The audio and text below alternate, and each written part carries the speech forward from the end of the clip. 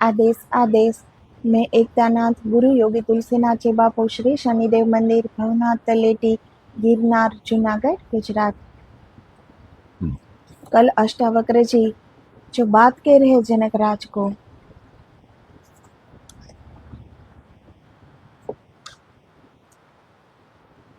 उस संवाद से हमें पता चलता है कि अष्टावक्र जी की गीता कितनी अलग है श्री कृष्ण भगवान की गीता से। अर्जुन जी का मन संशय युक्त था, प्रश्नों से भरा हुआ था, इतना भी विश्वास नहीं था कि ये भगवान है। अगर ये कह रहे हैं कि ये धर्म युद्ध है, धनुष उठा लो तो उठा लो। इतना समझाया कृष्ण भगवान ने कि पूरा भागवत गीता का ग्रंथ बन गया।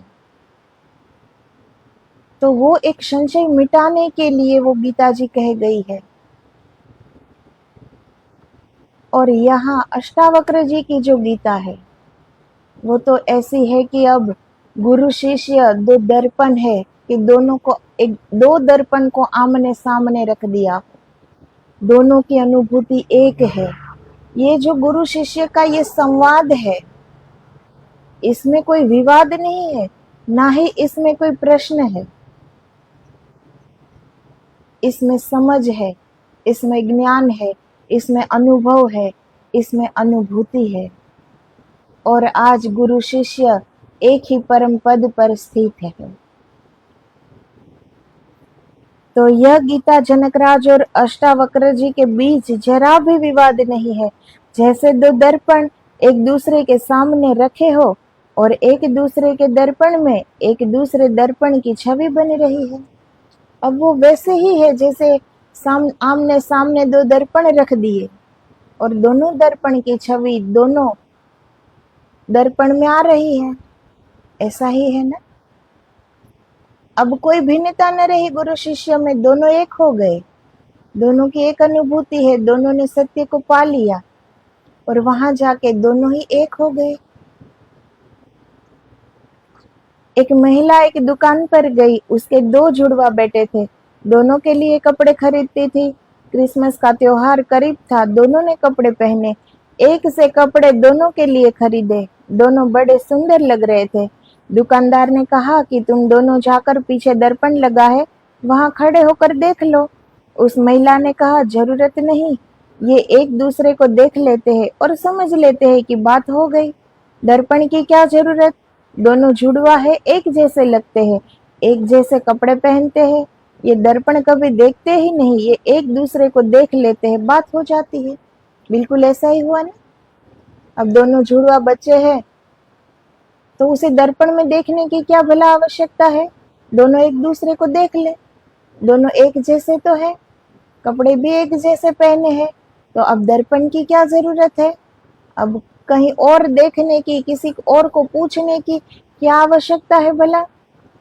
अब तो वो दोनों एक दूसरे को देख ले तो उसे पता लग ही जाएगा ना कि मैं कैसा लग रहा हूँ, मैं कैसा हूँ अभी। तो वैसे ही जनकराज और अष्टावक्र जी आज है, दोनों एक दूसरे के सामने बिल्कुल ऐसे ही खड़े हैं। कुछ ऐसा जनकराज और अष्टावक्र जी के बीच घट रहा है। दर्पण दर्पण के सामने खड़ा है जैसे दो जुड़वा, दोनों का स्तोत्र समझ का साक्षी है, दोनों की समझ बिल्कुल एक है। भाषा चाहे थोड़ी अलग अलग हो लेकिन दोनों का बोध बिल्कुल एक है। अब अनुभूति तो दोनों की एक है, बोध दोनों का एक ही है, समझ दोनों की एक ही है, ज्ञान दोनों का एक ही है। भाषा में फर्क पड़ सकता है थोड़ा बहुत, क्योंकि समझाने का तरीका तो दोनों का थोड़ा थोड़ा अलग रहेगा ना, शब्दों का सिर्फ। जैसे एक ही बात दो व्यक्तियों को हम पूछे तो दोनों की जो भाषा होगी, दोनों के पास जो शब्द होंगे वो उसी शब्दों से पिरोएंगे ना उस बात को, तो उसमें थोड़ा फर्क आ सकता है, लेकिन बोध तो दोनों का एक ही है। दोनों अलग अलग छंद में, अलग अलग राग में, एक ही गीत को गुनगुना रहे हैं। इसलिए ये महागीता है, इसमें विवाद जरा भी नहीं है। कृष्ण भगवान को तो अर्जुन को समझाना पड़ा, बार बार समझाना पड़ा, खींच खींच कर बामुश्किल राजी कर पाए। यहाँ कोई प्रयास नहीं है, अष्टावक्र जी को कुछ समझाना नहीं पड़ रहा है। अष्टावक्र जी कहते हैं और उधर जनकराज का सिर हिलने लगता है सहमति में। तो कुरुक्षेत्र में जो गीता कही कृष्ण भगवान ने, तो वो तो बार बार समझाना पड़ा ना अर्जुन जी को, बार बार समझाना पड़ा, तब बामुश्किल अर्जुन जी समझे हैं। लेकिन इस गीता में अष्टावक्र जी कुछ नहीं समझा रहे हैं, वो सिर्फ बता रहे हैं, वो सिर्फ बोल रहे हैं, और जनकराज वो हाँ कह रहे हैं, क्योंकि एक ही बात दोनों ने जानी है, दोनों ने समझी है, दोनों ने सत्य को पाया है। तो यहाँ विवाद कैसे हो सकता है, यहाँ प्रश्न कैसे उठ सकता है? यहाँ जनकराज ये कह ही नहीं सकते ना कि ऐसा क्यों, क्योंकि उन्होंने देख लिया कि ऐसा ही है। तो अब यहाँ प्रश्न कोई खड़ा ही नहीं होगा। दोनों के बीच बड़ा गहरा अंतरंग संबंध है, बड़ी गहरी मैत्री है। इधर गुरु बोला नहीं कि शिष्य समझ गया। अब दोनों को एक ही बात पता हो तो बोलने की जरूरत तो नहीं पड़ती, लेकिन अष्टावक्र जी गुरु है तो वो बोल रहे हैं, तो जनकराज तुरंत हाँ कहते हैं, क्योंकि वो उन सभी बात के साक्षी हो गए हैं, स्वयं साक्षी बन गए हैं, स्वयं जाना है, स्वयं देखा है। शब्द आदि ऐन्द्रिक विषयों के प्रति राग के अभाव से और आत्मा की अदृश्यता से जिसका मन विक्षेपों से मुक्त होकर एकाग्र हो गया, ऐसा ही मैं स्थित हूँ। ये कौन कह रहा है? ये जनकराज कह रहे हैं। अब वो शब्दों से भी परे उठ गए हैं। अब उसे ये पता चल गया कि मैं शब्द भी मैं नहीं बोल रहा हूँ, ये बोलने वाला कोई और है। मैं देख रहा हूँ, मैं देखने वाला हूँ, मैं कुछ करने वाला नहीं हूँ। कर्ता भाव बिल्कुल गिर गया है। तो वो कह रहे हैं कि शब्द आदि ऐन्द्रिक विषयों के प्रति राग के अभाव से अब तो सारे राग का अभाव ही है उनमें। अब तो ना राग है ना विराग है। तो ऐसी स्थिति में जनकराज आज पहुंच गए हैं। शब्द आदि के प्रति जो प्रेम है, भाव है, उससे मैं मुक्त हो गया हूँ। शब्द में बड़ा रस है, शब्द का अपना संगीत है, शब्द का अपना सौंदर्य है। शब्द के सौंदर्य से ही तो काव्य का जन्म होता है। शब्द में जो बहता हुआ रस है, उसको ही एक श्रृंखला में बांध लेने का नाम ही तो कविता है। तो जो कवि कविता रच रहा है, लिख रहा है, तो शब्दों का भी एक संगीत है, शब्दों का भी एक सौंदर्य है। उन सारे मीठे शब्द का, उन सारे सुंदर शब्द का एक श्रृंखला में उसे जोड़ा जाए तो कविता बन जाती है। तो शब्द का भी एक रस है। शब्द को अगर तुम गुनगुनाओ तो मीठे शब्द है, कड़वे शब्द है, सुंदर शब्द है, असुंदर शब्द है। कोई तुम्हें गाली दे जाता है, वह भी उसी वर्णमाला से बने अक्षरों का उपयोग कर रहा है। अब कोई हमारी तारीफ करे या कोई हमें गाली दे, लेकिन वर्णमाला शब्द तो वही है ना, वहीं से लिए हुए हैं। अब गाली का शब्द कहीं और से तो नहीं लिया जा सकता, वो भी वर्णमाला में से ही लिया है ना। जैसे कोई तारीफ करता है, अच्छे शब्द बोलता है, तो वो भी वर्णमाला के ही शब्द है। कोई गाली देता है तो वो भी उसी वर्णमाला के शब्द है। लेकिन एक शब्द कितने मीठे लगते हैं और कोई गाली दे जाता है, कितनी कड़वी लगती है। कोई तुमसे कह जाता है मुझे तुमसे बड़ा प्रेम है, कोई धन्यवाद दे जाता है, इन सभी में एक ही वर्णमाला है, कोई गाली दे कि कोई तुम्हारी प्रशंसा करे, लेकिन कुछ शब्द हृदय पर अमृत की वर्षा कर देते हैं। कुछ शब्द कांटे चुभा जाते हैं, कुछ घाव बना जाते हैं। शब्द की बड़ी पकड़ है, बड़ी जकड़ है आदमी के मन पर। हम शब्द से ही जीते हैं। अब जनक राज आ रहे इन सारे शब्द से परे उठ गए, और हमारे लिए अभी क्या है? शब्द की बड़ी पकड़ है। अभी हम शब्द शब्द में भेद कर रहे हैं। अभी हमें ये समझ नहीं आया है कि गाली भी उसी वर्णमाला के शब्द है और प्रशंसा भी उसी वर्णमाला में से ही ली गए शब्द है। तो अभी हमारे लिए शब्द सुंदर है, कड़वे है, मीठे है, असुंदर है। कभी घाव बन जाते हैं शब्द, घाव कर जाते अंदर तक वो शब्द।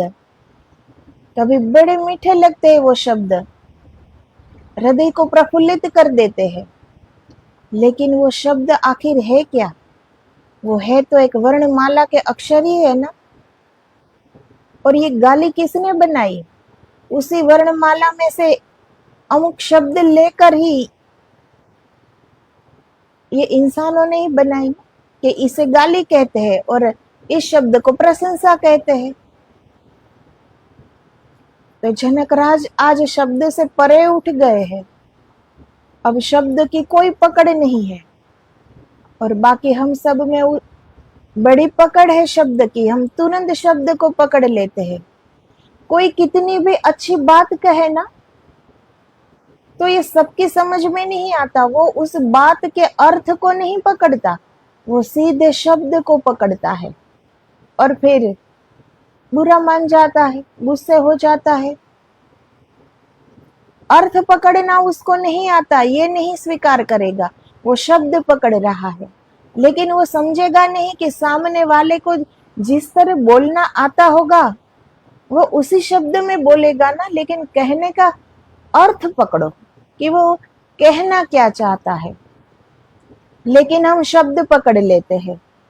इतनी शब्द की पकड़ है हम पर, इतनी मन की पकड़ है, इतनी शब्द की पकड़ है। तो कितने गुलाम है अभी हम। इन सब ने हमें पकड़े हुए हैं, जैसे कोई अपराधी हो हम।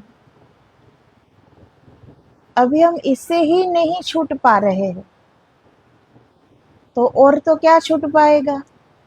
फिर ये विषय, वासना, कामना, ये तो बड़ी दूर की बात रह गई ना। फिर उसको कैसे छोड़ा जाए जब हम एक छोटा सा शब्द नहीं छोड़ पाते? वो शब्द भी हम तीर की तरह एक हृदय में चुभ जाता है, तब हम उसे याद रखते, सालों बीत जाते, फिर भी हम वो शब्द को पकड़ कर बैठते हैं। तो शब्द हमें नहीं पकड़ता, हम पकड़ते हैं शब्द को। तो सारा कुछ जितना पकड़ा हुआ है ना, वो हमने पकड़े है, हमने पकड़ा है। ना ही शरीर ने हमें पकड़ा है, ना ही मन ने हमें पकड़ा है, और ना ही शब्द ने हमें पकड़ा है। ये सब कुछ हम पकड़ के बैठे हैं। तो सबसे पहले तो इन सब से ऊपर उठने की कोशिश करनी चाहिए, तभी आगे कुछ बात बने। तो तुम अगर गौर करो, किसी ने कहा मुझे तुमसे बड़ा प्रेम है, तुम कैसे प्रफुल्लित हो जाते हो? और किसी ने हिकारत से कुछ बात कही, अपमान किया, तो तुम कैसे दुखी हो जाते हो? तो ये गौर करना चाहिए। कोई हमें अच्छी बात कहता है तो हम कैसे प्रफुल्लित हो जाते हैं, हृदय का तार तार प्रफुल्लित हो जाता है। तो हमारी सारी खुशी, हमारे सारे दुख वो दूसरों पर आधारित है। देखो, गौर करो, कभी कोई हमारी तारीफ करे हम खुश हो जाते हैं, कोई हमारा अपमान करे हम दुखी हो जाते हैं। अब हमारा सुख दुख वो भी हमारे जीवन का कोई हिस्सा नहीं, वो भी दूसरों का किया धरा है सब। दूसरे हमें खुश कर सकते हैं, दूसरे हमें दुखी कर सकते हैं। हम स्वयं खुश रहे, स्वयं सुखी रहे, इतना भी हमसे नहीं हो रहा है। फिर भी अंदर कितना मैंपन है, कुछ भी नहीं हो रहा है। फिर भी कितने अहंकार से भरा हुआ मन है, फिर भी हम उस मैंपन को छोड़ नहीं पाते। शब्द सिर्फ तरंग है, इतना महत्वपूर्ण होना नहीं चाहिए, लेकिन बड़ा महत्वपूर्ण है। किसी ने गाली दी हो 20 साल पहले, लेकिन भूलती नहीं, चोट कर गई है, बैठ गई है भीतर, बदला लेने के लिए अभी भी आतुर हो। और किसी ने 50 साल पहले तुम्हारी बुद्धिमत्ता की प्रशंसा की हो, अब भी तुम सर्टिफिकेट रखे बैठे हो। जिसने तुम्हें बुद्धिमान कहा हो, वो बुद्धिमान खुद भी चाहे न रहा हो, मगर उसकी कौन चिंता करता है। हम शब्द बटोरते हैं, हम शब्द से जीते हैं। अब किसी ने हमें गाली दे दी हो या किसी ने हमारा अपमान कर दिया हो, उसका भी 20 साल बीत गया हो, अब तो वो गाली देने वाला, अपमान करने वाला जीवित भी ना हो, लेकिन हम अपने मन में उस गाली को, उस अपमान को अपने भीतर तक ले जाते हैं। कभी भूलेंगे नहीं। अब वो देने वाला भी चला गया फिर भी। और अगर 50 साल पहले किसी ने हमारी बुद्धिमत्ता की प्रशंसा की होती, तो वो प्रशंसा करने वाला इंसान भी दुनिया में ना हो, वो भी चला गया हो, लेकिन उसका सर्टिफिकेट लेकर हम आज भी हाथ में लेकर खड़े रहते हैं। अब कितना शब्दों के आधारित पर हमारा सुख दुख है, हमारा पूरा जीवन है। देखो कितना पकड़ है हमारे जीवन में शब्दों की। कभी गौर किया है? कभी बैठकर सोचो, कितनी पकड़ है शब्द की हमारे जीवन पर। शब्द हमें सुखी करते हैं, शब्द हमें दुखी करते हैं। हमारा अपना कुछ नहीं, ये किसी का दिया हुआ, किसी और का शब्द है ये, फिर भी वो हमें सुखी कर सकते हैं, वो हमें दुखी कर सकते हैं। इसमें से हमारा कुछ भी नहीं। फिर भी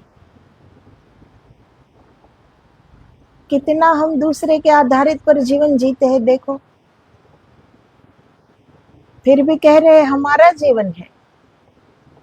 ये कैसा हमारा जीवन हुआ जब दूसरा ही हमें सुख दुख दे रहा है, दूसरे से ही हम खुश हो रहे हैं, दूसरे से ही हम दुखी हो रहे हैं, दूसरे से ही हम व्यथित हो रहे हैं, दूसरे से ही हम प्रफुल्लित हो रहे हैं। सारा कुछ दूसरा तो है।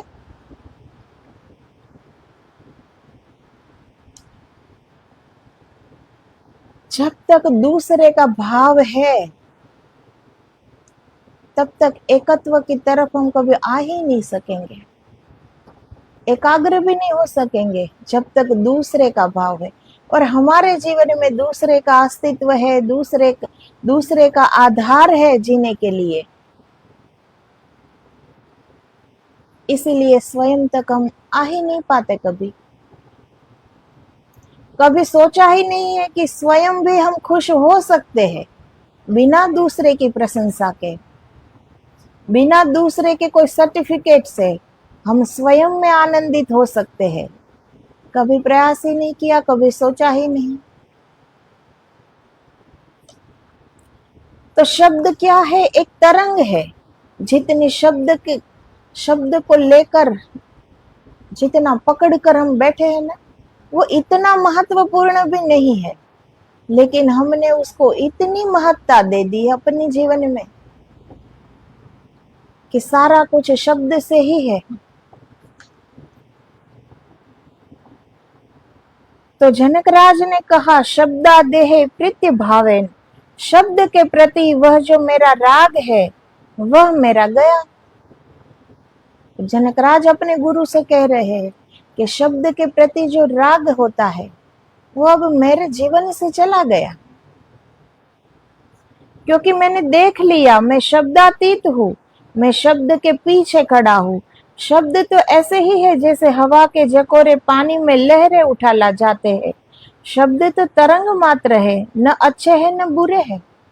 ऐसा ही है ना, वो एक अक्षर ही है।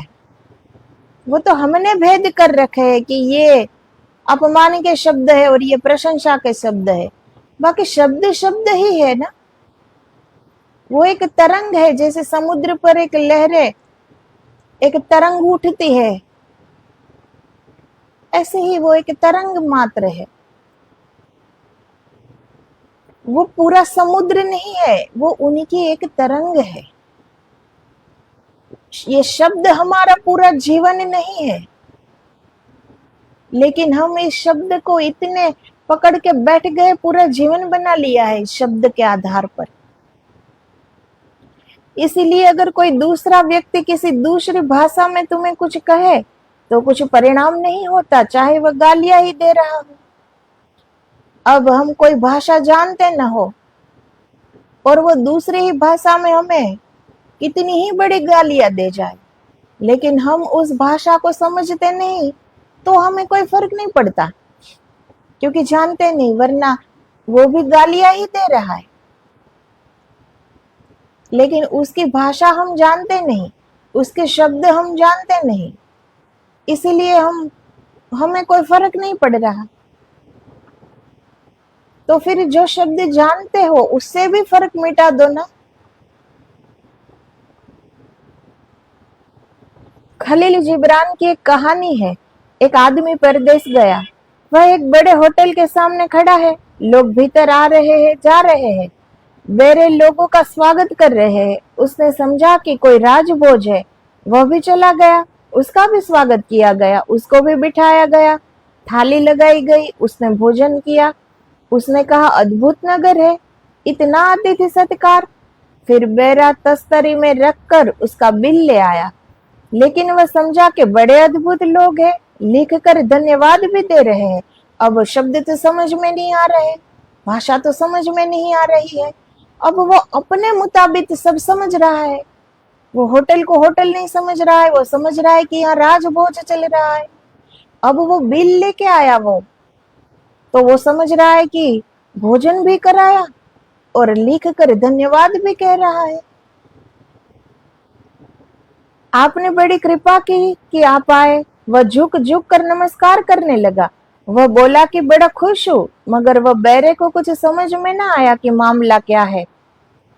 बैरे मतलब वहां जो खाना परोसने वाला होता है, खाना देने वाला होता है, जो बिल लेके आता है, वो होटल में जो काम करता है, जिसे हम यहाँ वेटर कहते हैं, वही। अब वो तो झुक झुक कर नमस्कार करने लगा कि कितना अद्भुत स्वागत किया, कितना अच्छा भोजन करवाया, और फिर लिखकर धन्यवाद भी कहा।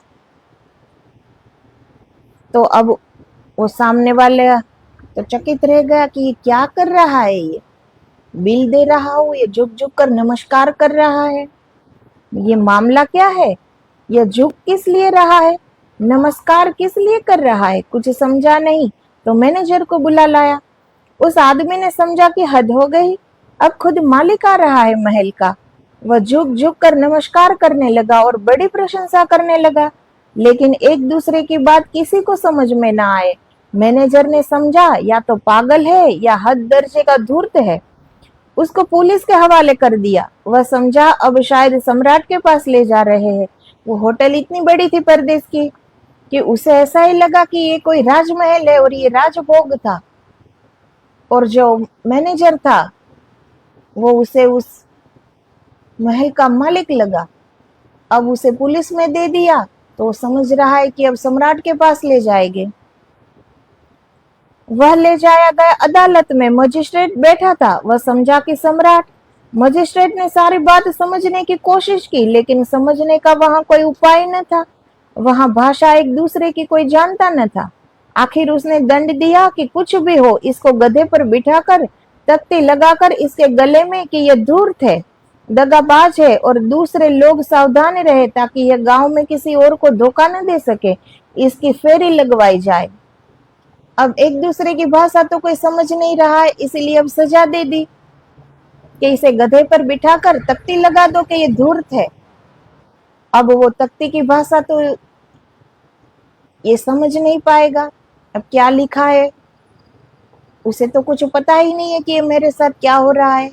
वो तो खुशी हो रहा है क्योंकि शब्द नहीं जानता।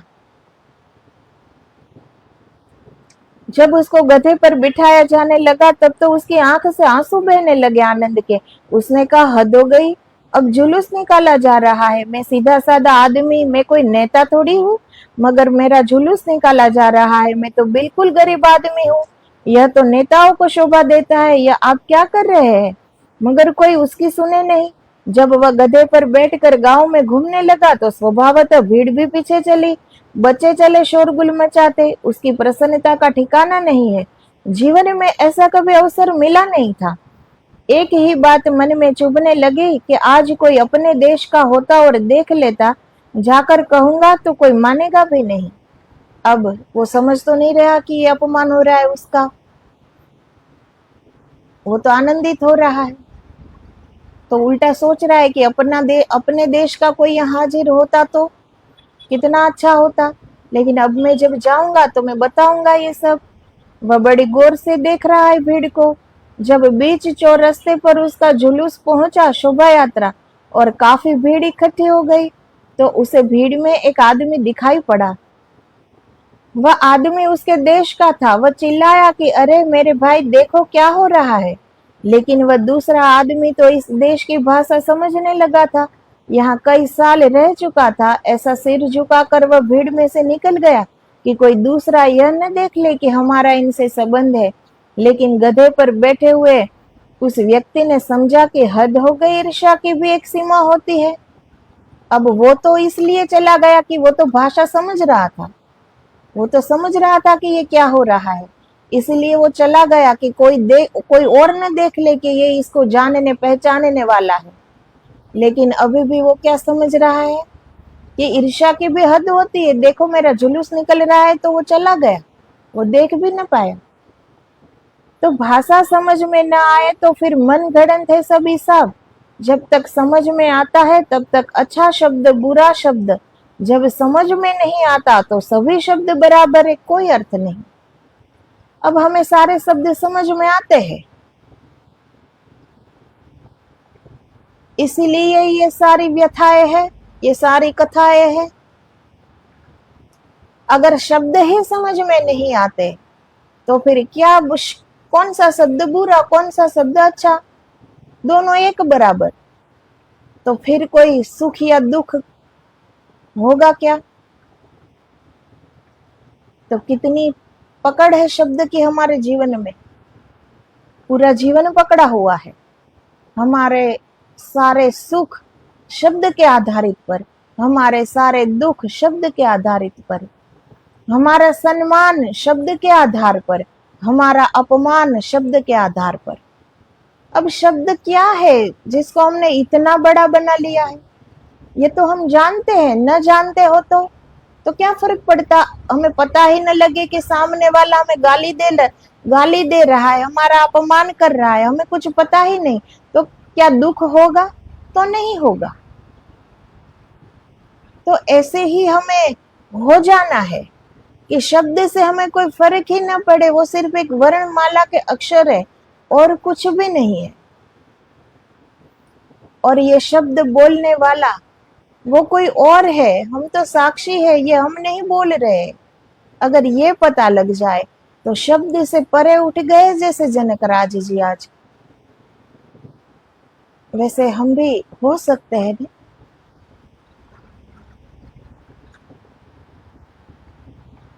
अर्थ नहीं है शब्दों में, अर्थ माना हुआ है। शब्द तो केवल ध्वनियां है, अर्थहीन।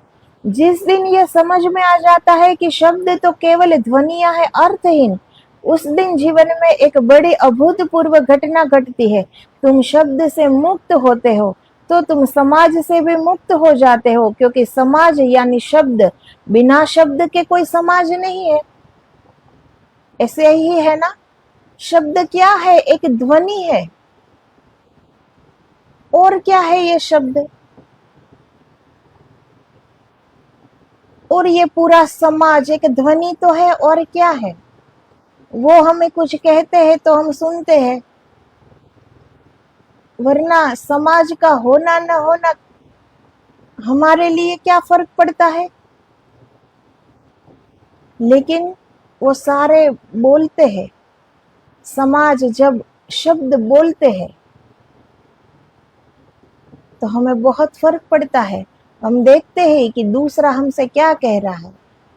वो हमारी तारीफ कर रहा है या हमारा अपमान कर रहा है, ये हमारा सम्मान कर रहा है, ये क्या कर रहा है? तो जिस दिन हमें ये समझ में आ जाए कि ये सारे शब्द केवल एक ध्वनि है और कुछ भी नहीं है, तो उसे परे उठने की हम कोशिश करेंगे फिर।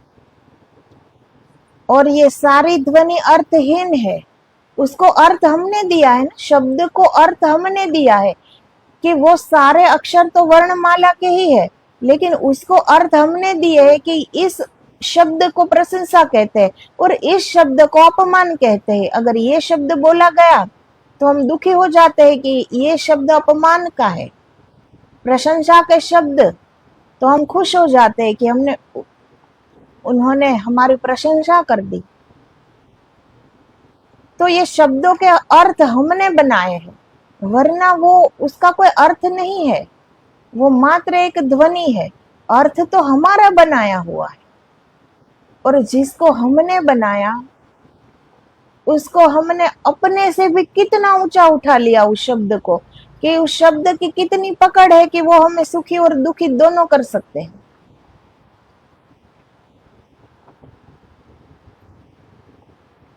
तो आगे अब जनकराज क्या कह रहे हैं अष्टावक्र जी से, वो कल के वीडियो में हम देखेंगे आगे। तो शब्द क्या है, शरीर क्या है, मन क्या है, कुछ भी नहीं है। और हमारा केंद्र क्या है, वो स्वयं परमात्मा। सब कुछ हमारा, हमारा अस्तित्व, हमारी पहचान।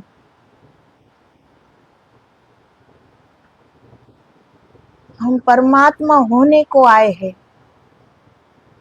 और कैसे जी रहे हैं?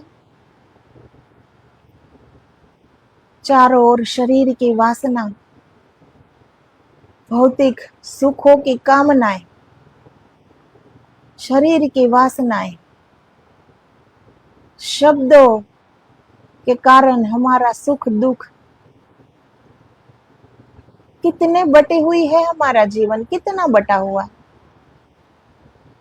कब हम समुद्रता से अपने भीतर जाएंगे, कब समझेंगे कि सारा कुछ हमारे भीतर है। हम मुक्त होने के लिए आए हैं, हम मुक्ति में ही जीने के लिए आए हैं। हम परम मुक्त है, लेकिन हम शरीर से बंध गए, हम मन से बंध गए, हम इच्छाओं से बंध गए, हम शब्द से बंध गए। कितने बंधन, ये हमारे बांधे हुए बंधन है, तो छोड़ना भी हमें ही पड़ेगा ना। जो हमारा बांधा हुआ है छोड़ना भी हमें ही पड़ेगा ना। तो कब छोड़ेंगे हम? ये किसी और तो कोई बांध के गया नहीं कि अब हम राह देखें कि कोई और ताला लगा कर गया है तो चाबी लेके आए तब खुले ना, ऐसा तो है नहीं। ये हमारा ही बांधा हुआ बंधन है, फिर भी हम उससे मुक्त नहीं हो पा रहे हैं। देखो, जो हम अपनी शक्ति पर इतना इतराते हैं, देखो इतनी भी शक्ति है क्या कि जो स्वयं बांधा हुआ है उससे भी हम मुक्त हो जाए? उतना भी हम नहीं कर सकते, तो फिर किस बात का हम है हमें?